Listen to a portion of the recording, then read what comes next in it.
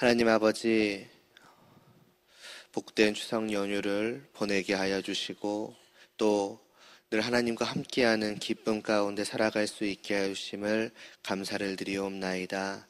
그러한 한 주간에 또 마지막이라 할 수 있는 이 오늘도 저희가 늘 하나님의 품 안에 거하기를 원하오니 이 시간 가운데도 은혜를 베풀어 주시사 그 주시는 말씀을 깨달아 알게 하여 주시옵시고 저희의 마음이 더욱더 하나님께로만 고정될 수 있도록 은혜를 베풀어 주시옵소서. 어디를 가든지 늘 저희의 마음속에는 하나님만이 있게 하여 주시옵시고 좀 하나님을 위하여 사는 그 삶의 그 기쁨을 이 세상이 알 수 없는 그 복락을 저희도 풍성히 누릴 수 있도록 은혜 베풀어 주시옵소서. 그러나 이 하루의 모든 삶을 통하여서 하나님만이 영광 받으시기를 소원하오며 예수님의 이름으로 기도드리옵나이다. 아멘. 마태복음 5장 7절 말씀 함께 보시겠습니다.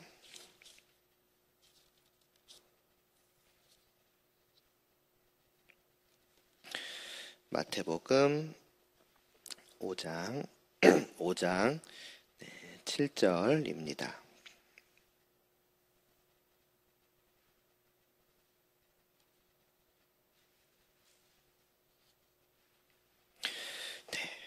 마태복음 5장 7절 함께 봉독하겠습니다.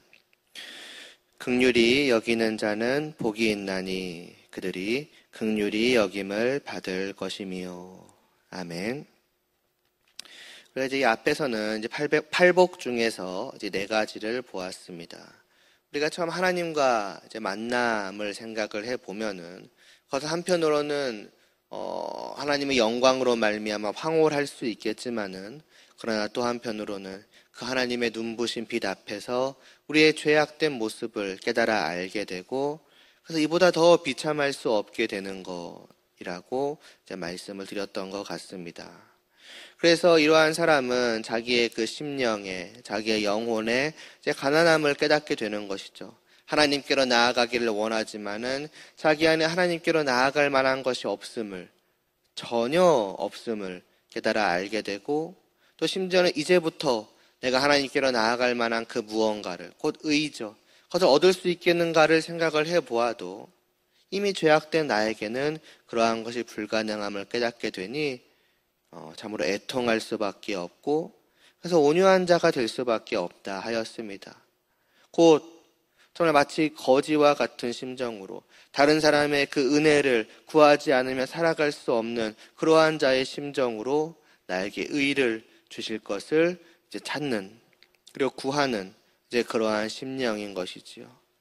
이러한 자의 마음을 의에 줄이고 목마른 자라고 이제 주님께서는 말씀을 하십니다. 근데 놀라운 것은 그러한 자가 복이 있다는 거죠. 심령이 가난하고 애통하고 온유하고 의에 줄이고 목마른 자. 그것이 없기 때문에 또 그것을 스스로의 힘으로 얻을 수 없기 때문에 그는 가난하고 애통하고 온유하고 줄인 자였는데 왜 그런 자가 복이 있다고 말씀을 하십니까? 이를 위해서 우리의 주님께서 이 땅에 오셨기 때문입니다. 하늘에서 자신이 누리던 그 모든 것들을 다 내어 던지시고 이 땅에 내려와 죽기까지 순종하심으로써 얻으신 그 완전하신 의를 주님께서는 그렇게 애통하고 온유한 심정으로 있는 의에 줄이고 목마른 자들에게 아낌없이 주실 것이니 그들의 그 애통함은 깨끗이 씻겨질 것이고 그들은 줄이고 목마른 자에서 참으로 의로 말미암아 배부른 자가 될 것이고 그래서 주님 안에서 당당히 하나님께 나아가 하나님과 함께함을 누리게 될 것이니 바로 이것이 복된 자라는 것이지요. 이제 오늘 이어지는 그 말씀은 그렇게 복된 자가 이제 어떻게 될 것이냐는 것입니다. 그 첫 번째로는 이제 긍휼히 여긴다라고 하였습니다. 하나님께서는 이 사람이 그렇게 찾았던 의를 주님으로 말미암아 주셨죠. 이 사람의 심령을 가득 채워주셨고 더 이상 굶주리고 목마르지 않고 슬퍼하지 않게 하셨죠. 왜 그렇겠습니까? 사실 잘 생각해 볼 필요도 없이 하나님께서는 그렇게 하실 필요나 이유가 전혀 없으셨습니다.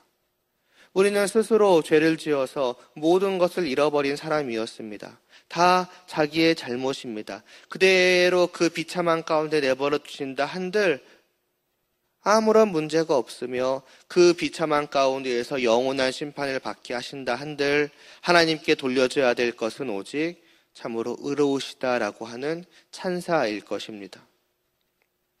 그러니 하나님께서는 그렇게 하시는 것이 지극히 마땅할 것임에도 불구하고 그를 내버려 두지 않으신 것이지요.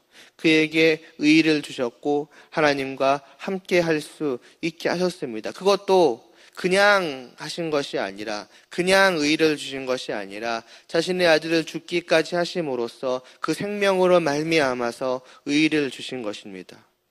왜 이렇게까지 하셨습니까? 그것은 바로 이 사람을, 곧 우리를 긍휼히 여기셨기 때문이 아니겠습니까? 이런 죄악된 자를 사랑하셨기 때문이 아니겠습니까? 그렇다면입니다. 그렇다면 이와 같이 하나님께 긍휼히 여김을 받은 이 사람은 이제 어떻게 되겠습니까? 이 사람의 머릿속에, 이 사람의 마음속에는 자연스럽게 이러한 생각이 또 이러한 마음이 생길 수밖에 없을 것입니다. 이렇게 죄악된, 이렇게 악한 나를 정말 하나님께서 미워하시고 또 싫어하시고 무시하시고 벌하시는 것이 당연한 이 나를 하나님께서 그렇게 하시는 대신에 긍휼히 여기셔서 의의를 주시고 함께 해주시다니, 이것이 얼마나 놀라운가, 얼마나 감격스러운가 하는 그러한 마음이 그 안에 이제 있을 수밖에 없을 것입니다.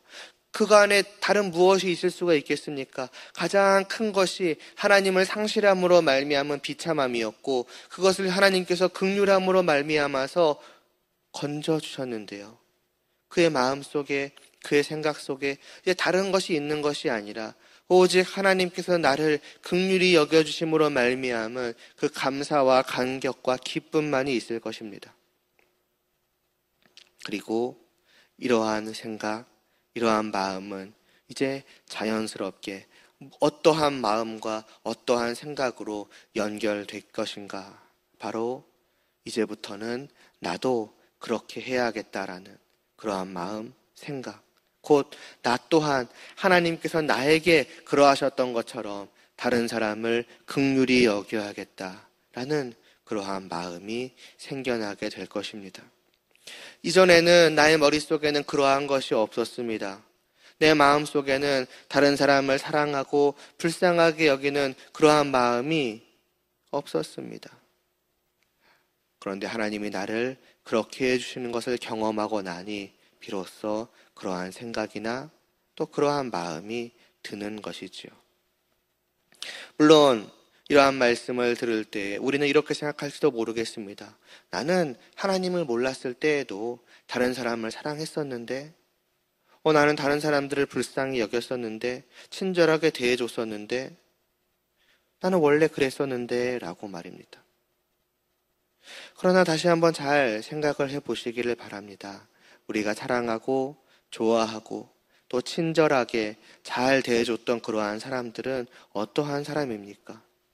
아마도 우리의 부모님이나 친구, 가족, 친척들, 우리와 어떤 특별한 관계에 있는 사람들, 다르게 말하면 우리를 좋아하는 그러한 사람들은 아닙니까?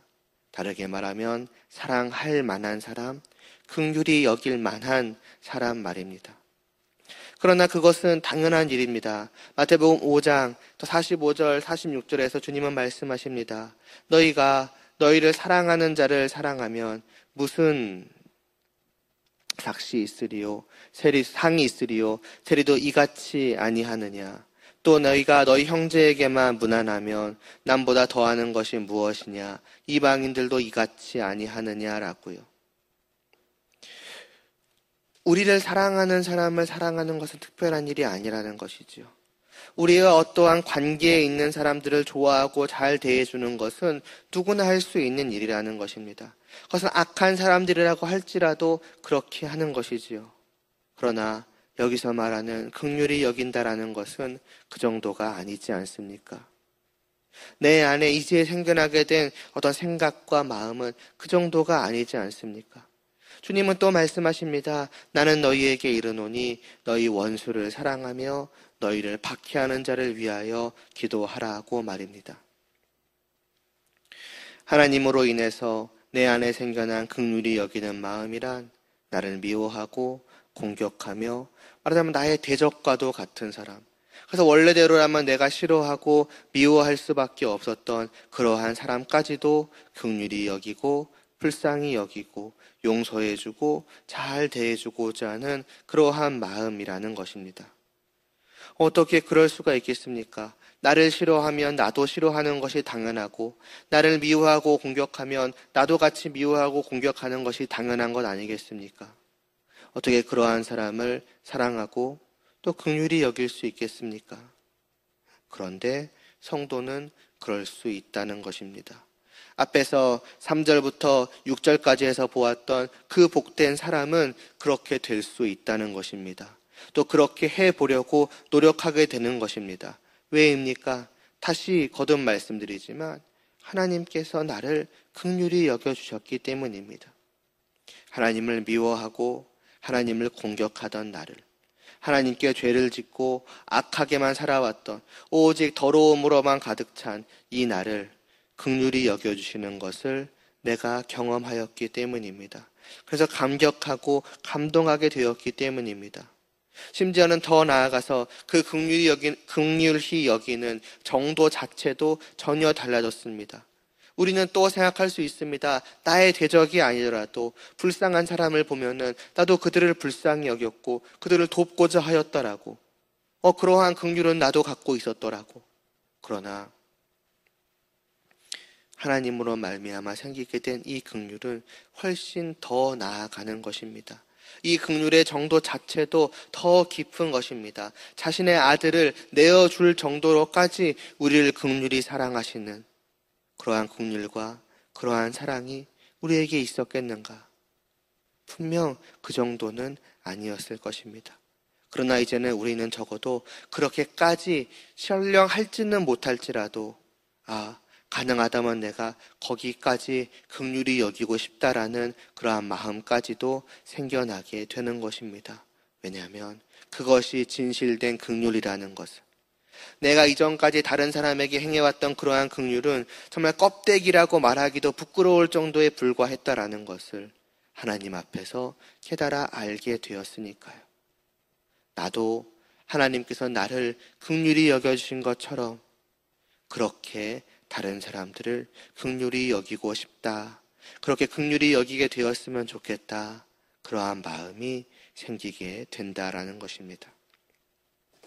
이렇기 때문에 이것은 증거 중에 하나라고 할 수 있습니다. 내가 하나님께 긍휼히 여김을 받았다라고 하는 증거. 다시 말해서 내가 하나님의 자녀라고 하는 증거. 다르게 말하자면 내가 진실로 복되다라고 하는 그러한 증거 말입니다. 하나님께 긍휼히 여김을 받지 않는 사람으로서는 도저히 다른 사람을 이와 같이 긍휼히 여길 수가 없기 때문입니다. 성도만이, 하나님의 자녀만이 이렇게 바뀌게 되는 것입니다. 그래서 성도는, 곧 하나님의 자녀는 어떠한 사람인가? 도대체 어떤 사람이 하나님의 자녀인가? 라고 물을 때에 그것은 어떤 사람이냐? 변화된 사람, 예전과 달라진 사람이라고 할 수 있습니다. 하나님께 받은 사랑과 긍휼로 말미암아서 이전과 전혀 바뀔 수밖에 없는 것입니다. 바뀌지 않을 수가 없는 것입니다. 그중 하나가 긍휼히 여기게 된다는 것입니다. 과연 우리는 어떠한가? 이 말씀 앞에서 생각을 해볼 필요가 있습니다. 다르게 말하면 우리는 진실로 복된 사람인가를 말입니다. 그러면서 오늘 말씀은 왜 이와 같이 다른 사람을 긍휼히 여기는 사람이 복이 있다 말씀합니까? 바로 그들이 그렇게 다른 사람을 긍휼히 여기는 그 사람이 긍휼히 여김을 받을 것이기 때문이라고 합니다. 사실 이 사람은 이미 기본적으로 복된 사람입니다. 그러니까 다른 사람을 긍휼히 여기는 그 순간 앞에서도 말씀드렸던 것처럼 그는 이미 복된 사람, 행복한 사람입니다. 복이 있다는 증거 중에 하나가 다른 사람들을 긍휼히 여기는 것이라 말씀드리지 않았습니까? 왜냐하면 말씀드린 것처럼 그 사람이 그렇게 한다는 것, 그렇게 남을 긍휼히 여길 수 있다는 것 자체가 이미 하나님께 진실된 긍휼히 여김을 받았다는 것을 의미하는 것이기 때문입니다. 그런데 거기에 더해서 또한 이 사람은 다른 사람을 긍휼히 여김으로 더욱 행복해질 것인데, 왜냐하면 긍휼히 여김을 또 받을 것이기 때문이라는 것입니다. 누구에게이겠습니까? 당연히 하나님에게일 것입니다. 그러니까 하나님께 먼저 긍휼히 여김을 받은 이 사람이 이제 다른 사람을 긍휼히 여기게 될 때에 그 사람을 하나님은 또 긍휼히 여겨주신다는 것입니다. 어쩌면 더욱 그렇게 해주실 것이라는 말일지도 모릅니다. 다르게 말하면 다른 사람을 긍휼히 여길 때에 그는 계속해서 하나님께서 자신을 사랑하셔 주시고 자신을 긍휼히 여겨주시는 것을 맛보고 느끼고 경험한다는 것입니다. 아, 하나님, 나의 아버지, 나의 사랑하는 나의 아버지께서 지금도 나를 또 긍휼히 여기고 계시는구나. 오늘도 내가 하나님께 죄를 지을 때에 그러한 나를 싫어하고 미워하고 대적하시는 것이 아니라 불쌍히 여겨주시고 용서하여 주시고 계속해서 사랑하여 주시고 계속해서 함께하여 주시는구나 하는 것을 느끼게 된다는 것입니다. 당연하지 않겠습니까? 나를 긍휼히 여겨주시는 하나님께서 내가 다른 사람을 긍휼히 여기는 것을 보실 때에 어떠한 마음을 가지시겠습니까? 사랑하는 나의 아들이, 나의 딸이 나와 같이 다른 사람을 긍휼히 여길 줄을 아는구나. 나처럼 다른 사람을 용서하고 사랑할 줄 아는구나 하고 흐뭇해하시고 기뻐하여 주시겠죠. 그리고 그러한 나를 더욱 사랑하여 주시고 또 그러한 내가 하나님께 설령 또 죄를 짓는다고 하여도 마찬가지로 계속하여 긍휼히 여겨주시고 용서하여 주시고 하지 않으시겠습니까? 그러니까 이 사람은 더욱더 행복할 수가 있다라는 것입니다. 반대로 생각을 해보면 만일 하나님께 긍휼히 여김을 받고 하나님의 자녀가 된 내가 다른 사람을 긍휼히 여기지 않고 사랑치 않고 용서치 않는다면 과연 하나님께서는 나의 그러한 모습을 좋아하시겠습니까? 그러한 나를 기뻐하시겠습니까? 그리고 그러한 나를 긍휼히 여겨주시겠습니까? 오히려 그러한 나에게 내가 너를 긍휼히 여겨 너의 모든 죄를 다 용서하고 내가 너를 나의 자녀 되게 하였는데 너는 어째서 다른 사람을 불쌍히 여기지 않느냐라고, 내가 그러한 너를 불쌍하게 여겨야 하겠느냐라고 말씀하신들 전혀 이상할 것이 없을 것입니다. 이러한 사람이 과연 복되다 할 수 있겠습니까? 다른 사람을 긍휼히 여기는 사람이 하나님의 긍휼히 여기심을 경험하며 행복할 수 있다는 것입니다. 계속해서 그리고 더욱더 말입니다.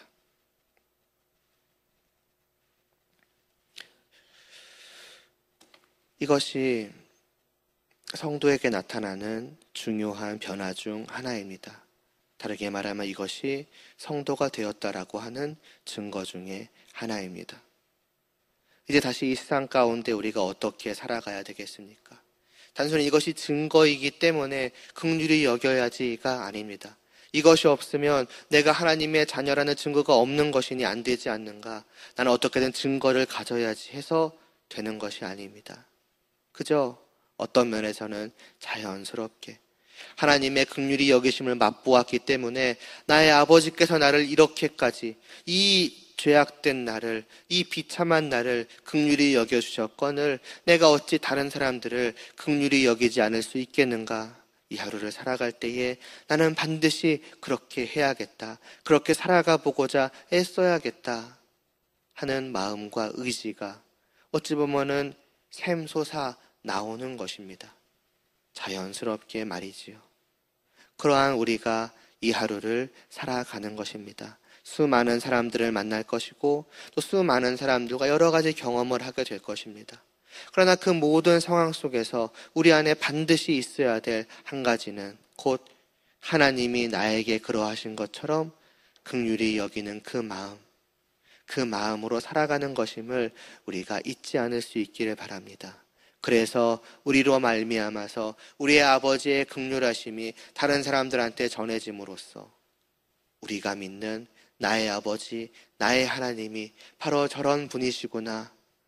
정말 이 죄악된 나를 이와 같이 긍휼히 여기시는 분이 바로 하나님이시라는 분이구나. 저 사람을 보니, 저 사람을 경험해 보니 나도 알겠다. 나도 하나님과 함께하기를 원한다라는 그러한 반응으로까지 나타날 수 있다면 바로 그것이 곧 우리가 이 땅에서 감당해야 하는 사명 중의 하나인 전도하는 것 아니겠습니까?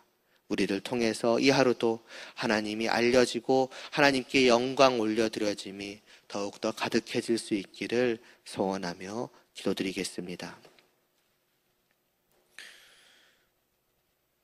참으로 우리를 긍휼히 여겨주시는 하나님 아버지, 그 긍휼히 여겨주심으로 말미암아서 정말 영원한 지옥으로 멸망으로 나아갈 수밖에 없었던 저희들이 감히 하나님의 자녀라고 하는 영광된 자리에 있게 되었음을 진심으로 감사를 드리옵나이다. 그러한 저희들이 이 세상 속에 나아가 수많은 사람들을 대할 때에 어찌 살아가야 하겠습니까? 오직 다른 사람들을 긍휼히 여기며 살아가는 것이 지극히 당연함을 다시 한번 확인하며 그것이 진실로 복된 것임을 또한 확인하오니 저희로 이 복을 누리는 기회를 스스로 걷어차지 않을 수 있도록 은혜를 베풀어 주시옵소서. 우리 안에 오직 긍휼히 여기고자 하는 그 마음만이 가득하게 하여 주시옵시고 그것이 다만 우리의 마음으로만 그치는 것이 아니라 우리의 말과 행동을 통하여서 우리의 또한 삶의 자세를 통하여서 사람들한테 전해지게 하여 주시옵시고 그들이 하나님의 긍휼하심을 경험케 되게 하여 주시옵시고 이를 통해 저들이 하나님을 알고 하나님께로 돌아오는 그 은혜를 하나님의 긍휼히 여기심으로 말미암아 맛볼 수 있게 하여 주시옵소서. 이러한 이 하루의 모든 삶을 통해 하나님이 영광 받아 주시기를 우리의 아버지가 기뻐하여 주시기를 소원하오며 예수님의 이름으로 기도드리옵나이다. 아멘.